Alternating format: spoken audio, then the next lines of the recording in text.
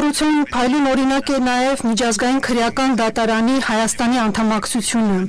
Այս պահին, երբ մենք նշում ենք Միսեկ եւ Միլան Մանուշյանների հիշատակը, պատերազմական հանցագործությունները շարունակվում են Եվրոպայի մայրցամաքում, եւ հանուն ազատության պայքարը առավել քան երբևէ պահանջում է պայքար անպատժելիության դեմ։ Մեր հանդիպումը թույլ կտա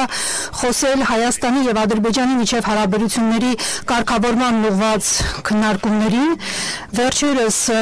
Սյունիքում տեղի ունեցած միջադեպերը վկայում են, որ էսկալացիայի վտանգը իրական է մնում։ Ֆրանսիան ցավում է, որ փետրվարի 12-ի կրակոցի արդյունքում վիրավորվել է ադրբեջանցի, ինչը ընդունել են նաև Հայաստանի ղեկավարությունը լիակատար թափանցիկությամբ, բայց Ֆրանսիան ափսոսանք է հայտնում Ադրբեջանի անհամաչափ պատասխան հարվածի համար, որի արդյունքում հայկական կողմն ունեցավ 4 զոհ եւ 1 վիրավոր։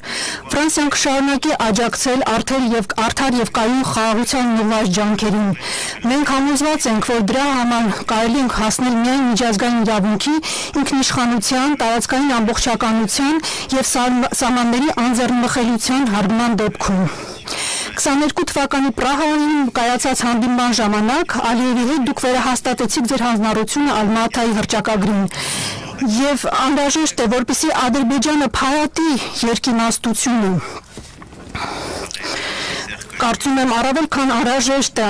որպեսզի ինչ վերաբերվում է Հայաստանի տարածքային ամբողջականությանը եւ փարատի երկիմաստությունը, ինչ վերաբերվում է